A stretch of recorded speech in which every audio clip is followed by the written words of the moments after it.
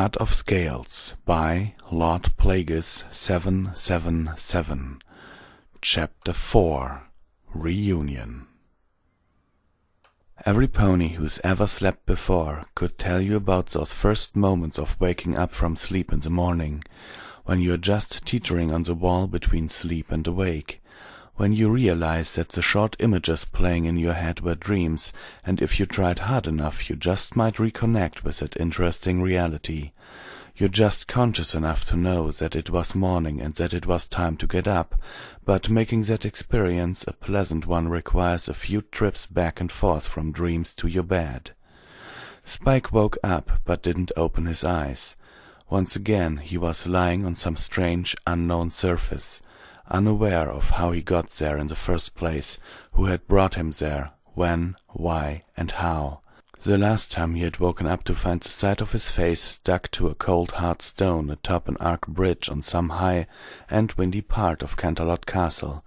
As he thought of the events that followed, he realized that if he was thinking this, he was still alive, and the fall hadn't killed him. He felt that all of it had happened a long time ago. He turned in his state of half asleep. What exactly was he lying on? It was soft, fluffy, a heavenly feeling. Was he on a bed? If so, where? Spike opened his eyes and looked up at an unfamiliar ceiling. He was in a very elegant bedroom. If he had to guess, he would say that he was in another hotel. He looked at the clock, learning that it was fairly late in the morning. He yawned, bringing up a hoof to rub his eyes. "What?" Spike said, looking at the bottom of some purple hoof. Thinking that it was a prosthetic limb, he tried to pull it off, before realizing his other arm was a hoof, no fingers or claws. He now stared at the bottom of two hoofs, feeling twice the amount of awkwardness than he had felt a second earlier. Since Spike had no fingers or claws, he decided to try the next best thing, his teeth. Without a second thought, he munched into the purple hoof, feeling the pain that followed. Biting the hoof was to prove two things. One, that these hoofs were indeed his, and two, that he wasn't dreaming. Spike let out a long, exasperated groan of pain that sounded like a neigh than his usual growl as he waited for the unpleasant sensation to die down. The pain was less than Spike was expecting from his gem-grinding teeth. He no longer had fangs, but instead straight, flat teeth, perfect for chewing grass and cupcakes. Just what in the hay was this? He tried sucking his hoof like he sucked his thumb. A hoof was so much larger than a thumb. It wasn't the same, and it definitely wasn't going to work. Spike rolled off the bed, meeting the edge sooner than he expected. He fell off, and his snout met the soft rug on the hotel room floor. The bed was several times smaller than he was used to. He got back on his hooves, which now numbered 4 to Spike's mounting surprise. Not only the bed, but everything felt much smaller. It only took a few steps to get from the bedside to the mirror on the other side of the room. He stood for the next 5 minutes, gawking at himself in the mirror. Lime-colored mane, a smooth violet coat, round pupils instead of slits. Who was this handsome stallion in the mirror? He put a hoof against the mirror glass, making a soft clop sound on the glass as the reflection's hoof met with his own. It really was his reflection. "No way!"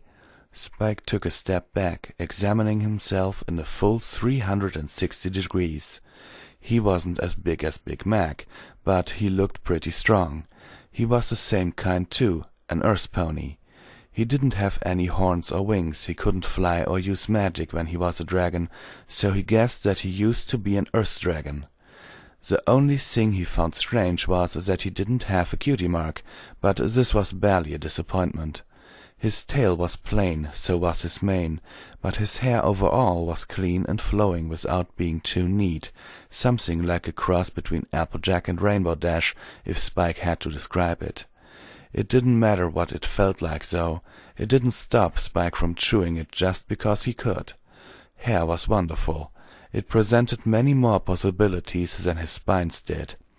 "This is unbelievable," Spike said, feeling his face while staring at himself in the mirror, warming up his pony mouth as he saw Pinkie Pie do so many times. "The potion worked," Spike laughed. "Wait till I show Spike's smile faded instantly, replaced with a look of extreme unease. He immediately dashed out of the room and galloped across the hall as fast as he could. He wasn't used to running on 4 legs just yet.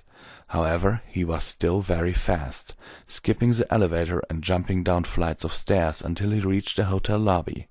He ignored the clerk who called out to him, speeding right out of the front entrance and into the streets of Canterlot. He tracked down the hotel he and Rarity had been staying in. It wasn't too far from the hotel he had just left. The ponies outside dodged to make way for the purple stallion. He ran past the palm trees in front of the hotel and barged into the lobby. The pony at the front counter looked up, startled to see some pony make such an unruly entrance. "What business might you have here, sir?" the pony asked, rather affronted as Spike walked up to him. For a moment Spike was distracted by the way he was being addressed, so highly too. It wasn't anything like the treatment he got when he was a dragon. "Is some pony by the name of Rarity staying in this hotel?" Spike tried copying the refined Canterlot accent. "Yes, there is. What business do you have with her?" "So she hasn't left? When is she going to?" "I'm very sorry, but we do not give out any personal information about our guests." "I understand." Realizing there was nothing else that he needed to do here, he decided to return to his hotel. Rarity was all right, alive, and that was all he needed to know for now. Spike left the hotel and was back outside. His mind had been too set on finding out if Rarity was fine to notice his surroundings. With many other ponies around him and being a pony himself, Spike finally felt as if he was part of the public scene. It almost felt like being non-existent. Nobody cared to even spare a glance for another pony going down the street, although a baby dragon would have been a different story. There were a couple of exceptions, however. Groups of mares that he passed now and then look over and giggle in his direction. Spike wasn't sure how to interpret this. Was he supposed to feel insulted? There was a particular pair of fillies that were eyeing him from across the street while he was waiting for the signal to change. When he passed them as he crossed, he overheard them whispering to each other about him. Spike pretended not to hear, but he reached the other end of the street with a small smile on his face. "You have returned, sir." The desk clerk greeted Spike when he returned to his own hotel. "You were in quite a hurry to leave. I feared that you might have found our services unsatisfactory." "No, that's not it. I just had somewhere I needed to be." "That is good to know. Then, if I may, how may I be of service?" "This might sound strange, but how did I get here?" "That is not a strange question at all. I understand why you may ask. You arrived late last night, unconscious, carried by a few soldiers from the Royal Guard," the clerk explained. "They paid a large amount of gold and a signed notice from the princess requesting that we prepare the best room for you. Of course, I would do nothing but comply, so the guards carried you up to your room and left." "How long do I have the room for?" "You are booked until this evening," the clerk said as he checked the book atop his counter. "I understand," Spike replied, wondering what he was going to do after his stay at the hotel ends. "Will there be anything else?" "Actually, yes. Can you tell me where my room is again?" Spike remembered that he was unable to retrace his steps after speeding through the hallways to the nearest possible exit. "But before that, where can I get some food?" "The buffet is right down the hall in the cafeteria. It's very hard to miss," the clerk replied, going through the room records. Spike could never fully enjoy the taste of flowers and hay when he was a dragon. Very thin and annoying bits of string from the plants would get stuck between his fangs. He learned the ponies did not have to deal with such an inconvenience. Perhaps it was the fact that Spike now had a pony tongue which seemed to appreciate the taste of flora a whole lot more than his forked dragon tongue did. It was also much easier to chew with his new teeth. Gems no longer felt edible to Spike. It would be best to avoid rocks and stones if he didn't want to break anything from now on. After making up for breakfast with lunch, Spike returned to his hotel room to assess the current situation. With a good meal in his stomach, he felt calmer, relaxed, and better poised to calculation. "All right," Spike told himself as he lay down on his bed. "What to do?" He was now a pony. That much was obvious. Rarity was all right. Thank goodness for that. He was brought here by the royal guard under Princess Celestia's orders. That means that the princess was the one that saved him as he fell last night. This was all weird though, just what did the princess intend by bringing him here to this hotel? A different one than he was in with Rarity at that. Just over his tummy, Spike noticed a white travel bag on the makeup vanity. He got off his bed and walked up to it, wondering why he didn't seen it before. He was so distracted with his new pony body, it really wasn't his fault, he couldn't help it. Who wouldn't be distracted at finding out such a wonderful transformation had happened to them overnight? Spike opened the bag and found a decent amount of bits inside, and along with it a ticket for a train to Ponyville, first class. He had a way back home, back to his friends. Boy, will they be surprised when they see him like this. He wondered if he was still going to be treated like the baby dragon everyone was used to. It wouldn't be fitting now that he was a nearly fully grown stallion. Then Spike began to feel a deep sense of depression. How was he going to explain to them what happened at the fashion show? It wasn't like he could tell them that it was another dragon that ruined the event. And Rarity, how in the world was he going to be able to look her in the face again? At that moment the clock in the room rang, the same kind of magic clock that was in the other hotel, the kind that rang accordingly to the guests' plans and promises. Spike checked the departure time on the ticket. The train was to depart in 2 hours. Spike decided that since there was nothing else to do here, it was best to listen to the clock and head for the station. Spike's melancholy only worsened when he read the day's paper at the newsstand in front of the station. Before he even looked at the headlines, he was able to tell what the front page story was about. A rampaging dragon ruins fashion show. He read deeper into the story that described it from a point of view that was not his. As much as he wanted to avoid the subject, he wanted to know the extent of damage he had done. As he scanned the article, he noticed that some important parts of the story were not present. Important information like where the dragon had come from and eyewitnesses' testimonies of how a midget dragon suddenly transformed and set everything ablaze. There were a whole lot of important ponies there. Chances were they would have pushed to get their testimony in the paper. After much thought, Spike assumed that this was some sort of censoring. Was he overcalculating things? Skipping over the little details and trivialities, Spike made it a priority to find out if any pony was hurt. To his relief, no pony was reported to be severely injured. Every pony made it out of the castle as the purple dragon went on a rampage.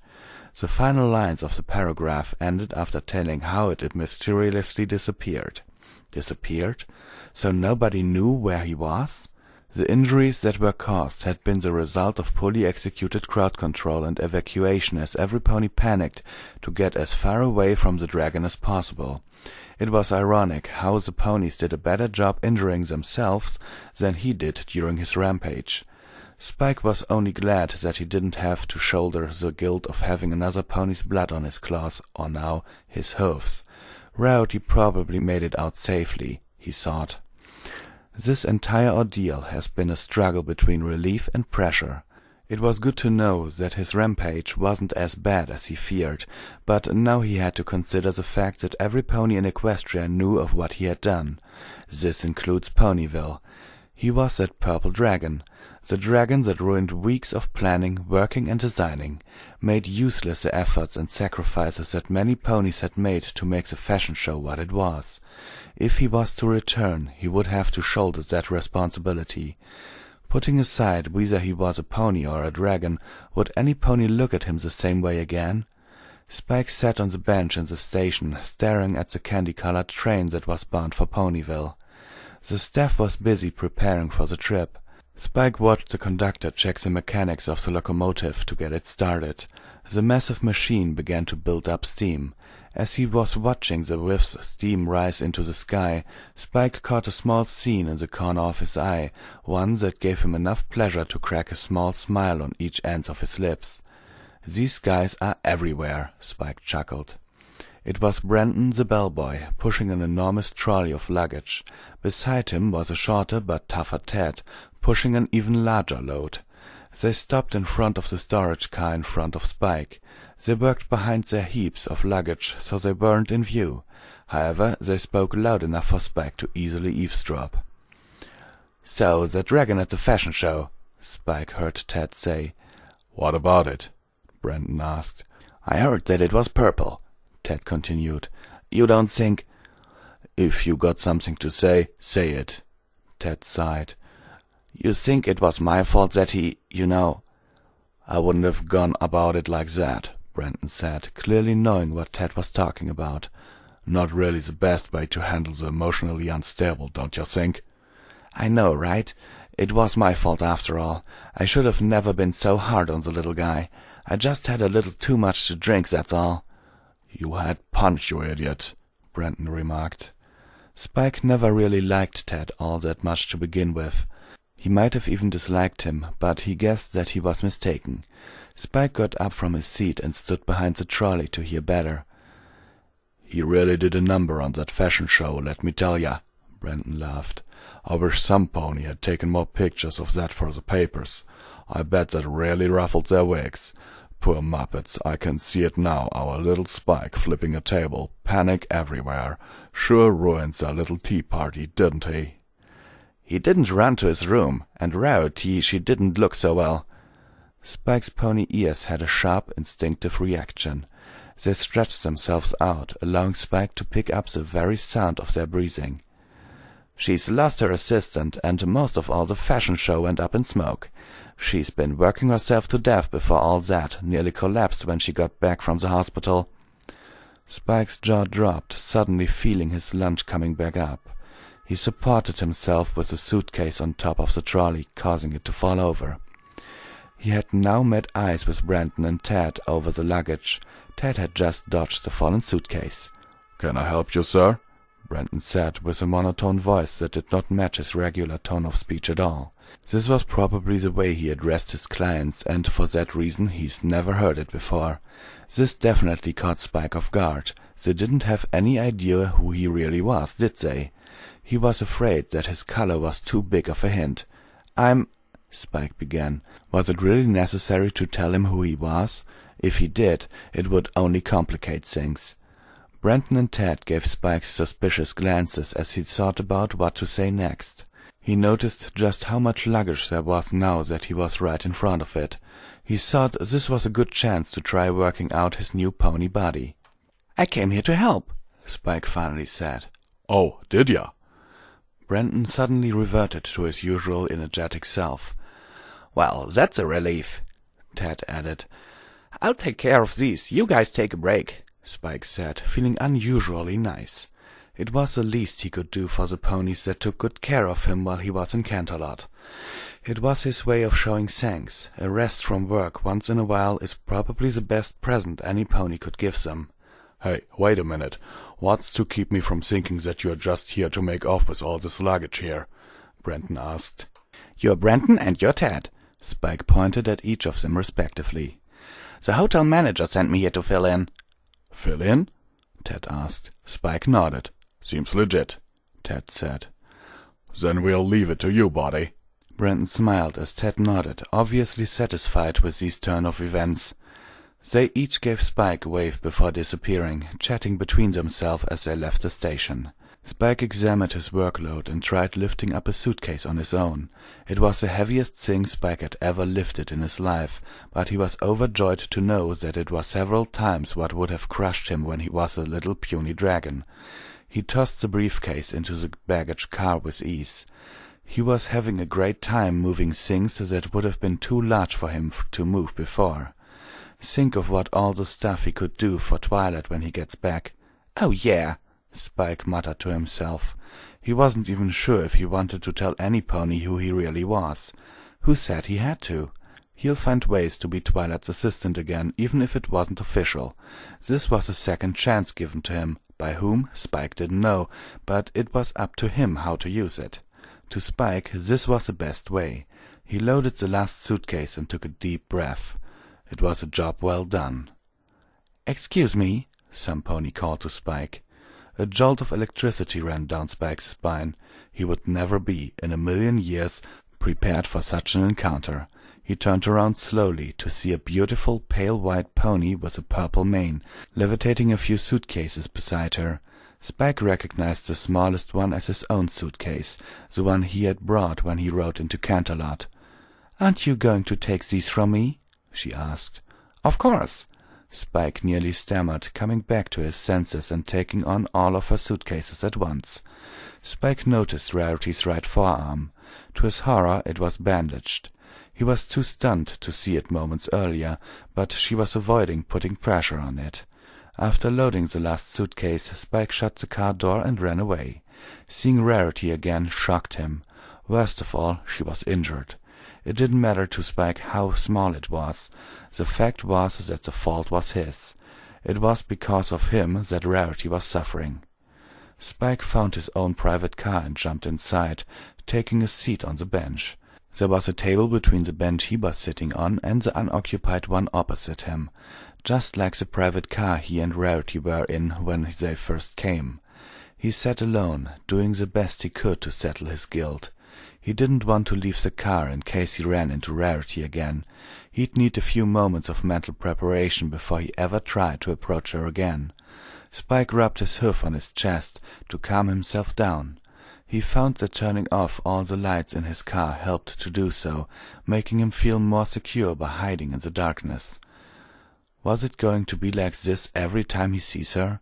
It wasn't like he was able to just run away to a different place because he wasn't used to seeing just one pony. He had to get over it if he was to continue, but this wasn't just one pony.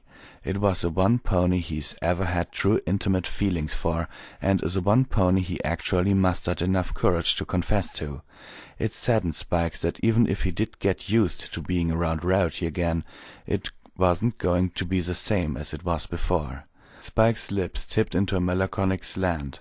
He slouched in his seat, closing his eyes, hoping that the soft rumbling of the train's machinery would relax him. Soon after, the train began to move forward. This was it. There was no turning back. When the train stops, he was going to be back home in Ponyville. Chances are that all his friends were going to be waiting for him and Rarity at the station. Well, that wasn't going to happen. Spike was going to have to pass them by without saying a word. He planned to leave the station without looking back, but he knew he didn't have it in him to do so. Whether he likes it or not, he was going to have to watch as Rarity delivers the terrible news, recall to her friends what had happened at the fashion show, tell the gang that Spike did not return with her afterwards, and apologize to Twilight for letting it all happen, for losing her beloved assistant that she had so confidently sent with her, not even knowing what had become of him. What a shame. Spike remembered how much he wanted to hear Twilight and Applejack praise him for a job well done, as the train left Ponyville a week ago. The door to his car opened. Light from the adjacent car flooded into the dark room as Spike slowly opened his eyes after his moment of thought. Thinking it was a train service pony, Spike took no notice and shut his eyes again. He heard the soft clops of the pony approaching him and eventually reach his seat. At this point, train service pony would ask him if he needed anything, or ask to confirm his ticket. However, the pony had taken a seat opposite him. This was strange. Service ponies never take a seat on the job, especially in the passenger's seat, in his private car at that. Spike opened his eyes again and saw Rarity sitting opposite of him, staring out of the window. She didn't seem to mind the fact that it was near pitch dark in the car. Just as she turned to him, Spike closed his eyes once more, pretending to be asleep. Maybe it was because it was so unexpected. Spike didn't have enough time to be shocked. The reality settled in his head, and he had come to terms with it. He was going back home with Rarity after all. "What are you doing on the train?" Rarity asked, breaking the silence. "Aren't you supposed to be a work pony? Sneaking a free ride, are you?" Spike swallowed, unable to give a proper reply in fear that he might stutter. He took out his train ticket and slid it across the table in front of Rarity. "That's strange," Rarity said as she examined it for a few seconds before nodding and passing it back with her good hoof. "I was told that this was a private car." "So was I," Spike replied in a voice that left him wishing that he had cleared his throat before speaking. Rarity continued to stare out the window. The shining white moonlight was beautiful on her coat. Spike began to reminisce the image of Rarity basked in sunlight on their first train ride. In comparison, the moon did a better job, bringing out the best of her color. He was even more hypnotized than he was long before. He couldn't help but to notice that her eyes reflected a sick blue melancholy that was also clear on her face. Spike felt that it was best to give Rarity some time alone. "I'll find another car," Spike said, getting out of his seat. Spike made his way to the door. Apparently, Rarity felt that the private car might have been too big for one pony. "Wait," she called. "You don't have to leave. I just thought it was out of place is all. You have a ticket too, so it wouldn't be fair if you left." Spike slowly returned to his seat, feeling much better after sharing a few words with Rarity.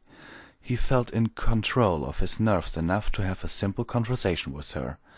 This was all possible because she didn't know who he was. Spike wasn't even going to imagine what it would be like if she did.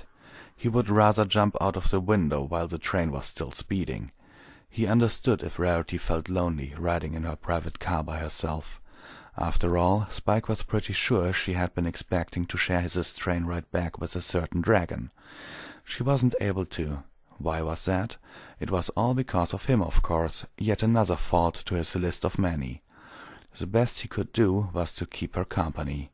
After a few minutes it felt to Spike that all that was required of him was his presence. Who knows? It could even be a positive experience. Spike hoped it to be so. "Who are you exactly?" Rarity said, first to break the silence once more. "You were loading luggage at the station. Now you're riding in a private car, first class." "That's kind of hard to explain. I was helping a few work ponies out when I was loading the luggage. I'm riding in first class because—" How exactly was Spike going to explain this one? First-class tickets weren't exactly handed out left and right to just any pony with a stack of bits. He certainly didn't have the money to back up his facts if he told her he bought it. "I just happen to enjoy riding first class from time to time," Spike simply put, leaving as much to the imagination as he could. Rarity made a subtle curl with her lips. Was she amused at Spike's story? She wasn't going to pry. "That's a very unusual type to have," Rarity said. "A classy work pony, I see." Spike saw Rarity's injured arm come in and out of view as she moved. Spike bit his lip, wanting to find out how it happened. Of course, he was in an appropriate position to ask that question, wasn't he? "How'd that happen?" Spike pointed clumsily at Rarity's arm. "Oh, it's nothing really," Rarity said as she tried to hide it under the table. "It was at the fashion show, wasn't it?" Spike asked. Immediately he thought that he had delved too deep into her business. He couldn't help it. He wouldn't be surprised if the conversation ended right then and there. Rarity appeared to be uncomfortable discussing the subject. "I understand if you don't want to discuss," Spike said. "I don't mind. It was a fashion show, actually. I'm sure you've heard. How exactly did you guess?" "Well, you do seem like the type to be involved with those kind of things. You appear to be very classy, obviously." "Why, thank you. I can say the same for you. If you don't mind, I've noticed on your tickets that you are headed to Ponyville." "That's right." "Me too, actually. I live there." "It's a nice place, isn't it?" "So you've been there before?" "A couple of times." "Not too country for a pony like me, is it? Are you surprised?" "Actually, no. Too country or not, it's a great place for any pony." The car door opened once more. It was train service this time. She switched the lights on, pushing a cart.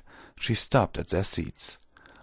"Would you like anything to drink?" she asked, looking back and forth from Rarity to Spike. "Nothing for me." Spike may have a new pony body, but he wasn't going to risk drinking anything he had no experience with. "A bottle of whatever you recommend and 2 cups," Rarity ordered. "2?" Spike asked. "Oh, don't be such a stick in the mud. I thought you liked to enjoy first class. Well, this is the best way to do it." Spike couldn't help but slip a small smile. Just yesterday he had thought that he would never again have the chance to spend one of these carefree and fun moments with Rarity. To him, Rarity was some pony that he didn't have the right to be with, a pony whom he was great burden to, some pony that made him feel many things every time he saw her. To her, Spike was just a pony she met on the train, one that wasn't going to criticize her for being herself or call her unsophisticated just for doing what she wants. Those ponies weren't here breathing down her neck, watching her every move. That's the kind of pressure Spike always wanted to relieve from Rarity while they were in Canterlot. Such stress is unbearable.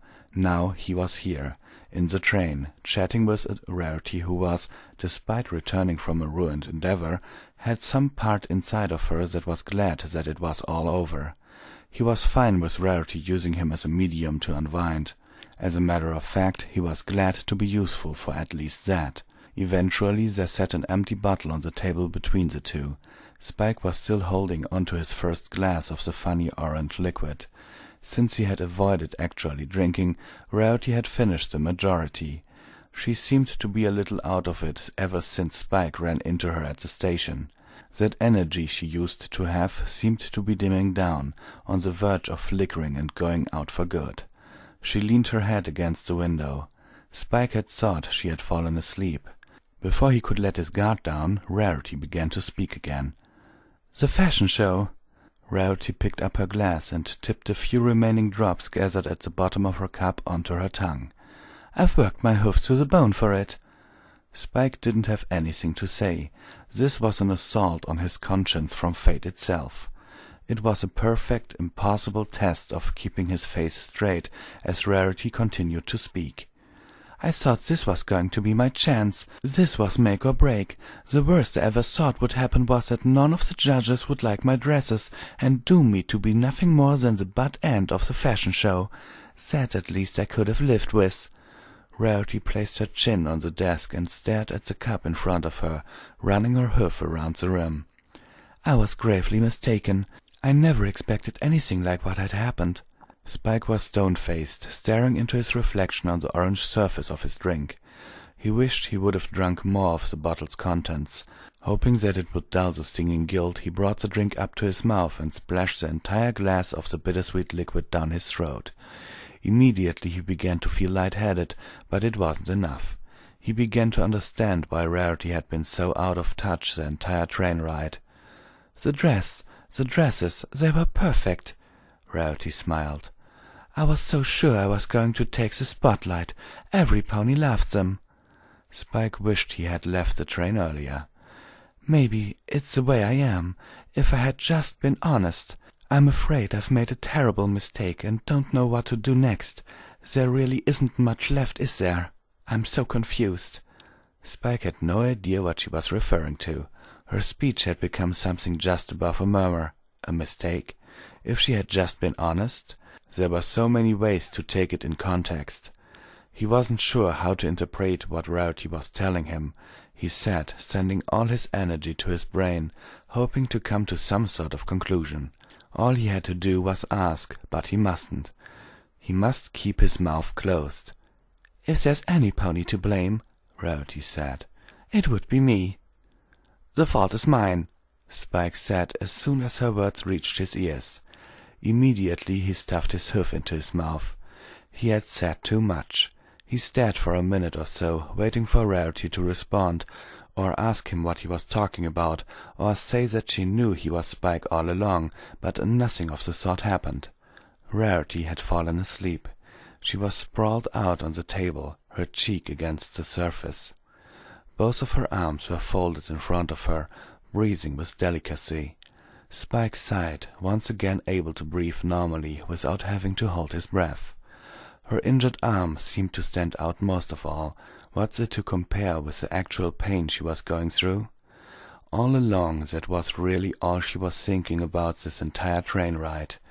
Was he really that much of a fool to believe that it was that simple to get over?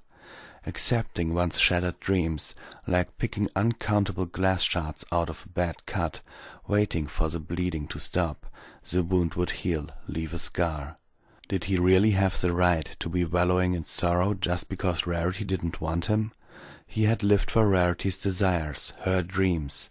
He destroyed them with his selfish and fatally naive aspirations. A mistake? When she believed in him. If she had just been honest?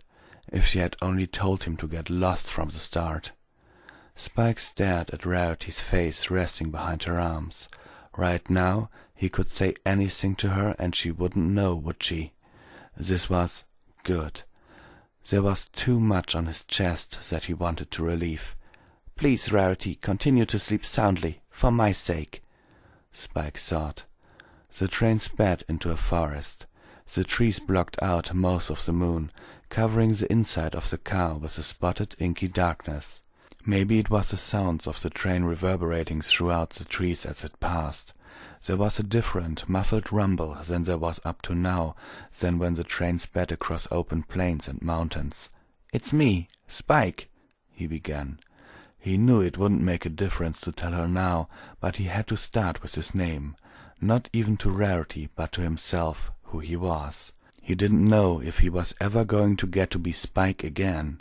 There really was no point in trying to chase the past now, was there? He couldn't. Spike opened his mouth once more, but he couldn't continue. He was stuck. There was something in the way, keeping his throat from working. The same thing that had been pressing down on his chest since he fell from that tower. The train ride wasn't going to last forever. A chance like this might never reveal itself to him like this again. Alone with the sleeping Rarity? Never. Speak now or forever hold thy tongue, as they say. "I'm sorry," Spike finally figured. Those words held so much weight, simple, yet it was all he was. The load in his heart seemed to lighten, although not completely.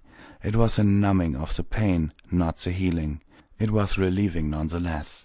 At least Spike had regained his ability to speak. What's next? There was nothing really else on the tip of his tongue. Was he to tell her that he was stupid for ever believing that she could truly love some dragon? That he no longer held any right to be in her presence? "You don't believe that," the voice echoed. "Leave me be," Spike thought. "Your potion does nothing for me here." The voice did not reply. It was merely an echo. Spike began to have thoughts. He could always try and start a new relationship with Rarity as his new pony self. The potion might not have been a lie after all. No, Spike thought, crushing himself for being so selfish, even after everything he had destroyed by being so. It was over. "So that's it?" the voice echoed once more. Spike hadn't ever had much to say to Rarity now that he thought about it. He could have counted each word off of his claws, if he still had any. He remembered that moment when he told Rarity that he loved her. How well that turned out.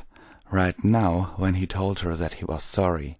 She wasn't even awake to hear it, much less know what it was about and from whom it was even coming.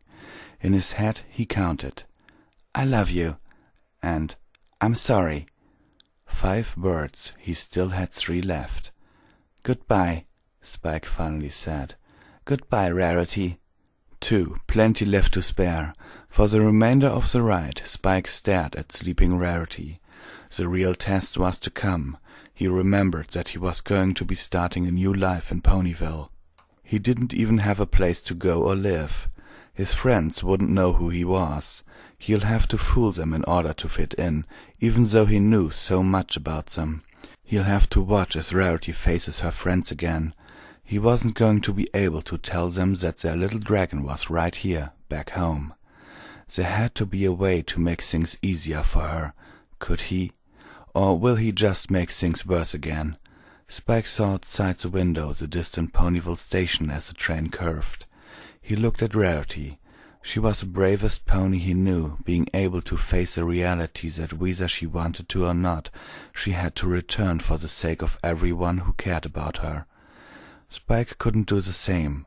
He didn't have the guts to even return to his hotel room. The taste of shame has grown familiar on his heart.